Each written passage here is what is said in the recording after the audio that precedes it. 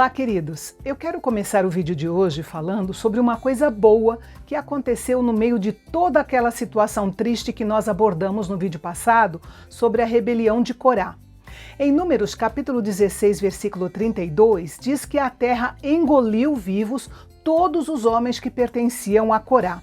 E no capítulo 26 está escrito assim: mas os filhos de Corá não morreram. Ao que parece, os filhos de Corá não participaram da rebelião do seu pai, porque se tornaram músicos famosos em Israel.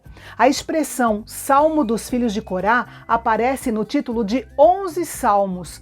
E no livro de 1 Crônicas, nós vamos encontrar registrado que o profeta Samuel era descendente de Corá.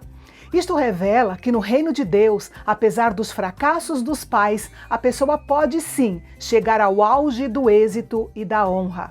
E no capítulo de hoje, nós vamos ver Deus empenhado em provar de uma vez por todas que ele havia escolhido Arão e os seus filhos para servirem como sacerdotes e que qualquer tentativa da parte de qualquer outra tribo de assumir o sacerdócio seria confrontada pela ira de Deus. A prova era simples. O líder de cada tribo traria para Moisés uma vara com o nome da sua tribo. E as 12 varas, mais a vara de Arão, seriam colocadas diante do Senhor no Santo dos Santos.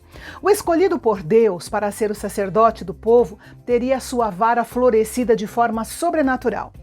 No dia seguinte, quando Moisés verificou as varas, a vara de Arão, e somente a vara de Arão, havia brotado.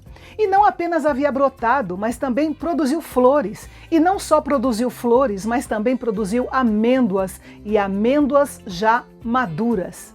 Deus poderia ter simplesmente feito um pequeno broto verde brotar da vara de Arão e isso bastaria, mas Deus fez muito mais para demonstrar sua aprovação à liderança de Arão.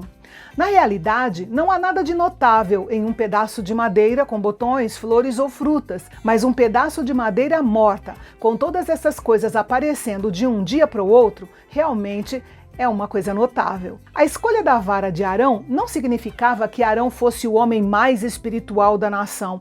Também não queria dizer que Arão não tinha falhas. Claro que os homens escolhidos por Deus devem buscar uma vida espiritual de intimidade com Deus e, quando falharem, procurar corrigir suas falhas o quanto antes. Mas essa prova das varas significava que Arão era o sacerdote escolhido por Deus e que a nação deveria reconhecê-lo.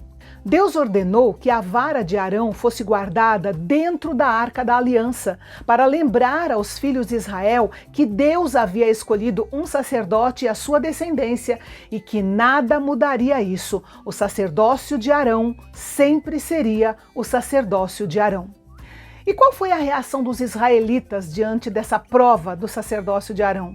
Eles ficaram apavorados e pensaram que todos que se aproximassem do tabernáculo iriam morrer.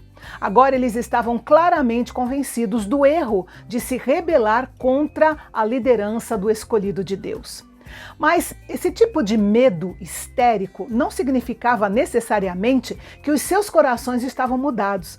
Infelizmente, este não seria o último relato de um povo queixoso e murmurador.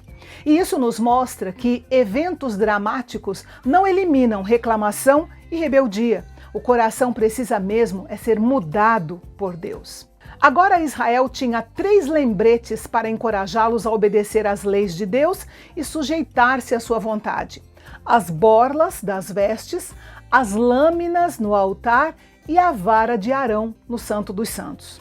E a 17ª palavra de bênção de Números é: assim como Israel tinha 3 lembretes para encorajá-los a obedecer, o Senhor deu a nós, cristãos, a sua palavra, o seu Espírito Santo, a ceia do Senhor e um sumo sacerdote nos céus. E amanhã nós vamos ver os direitos e deveres de Arão, dos seus filhos e dos levitas escolhidos para servir exclusivamente ao Senhor e ao seu povo. Vale a pena conferir. Até lá!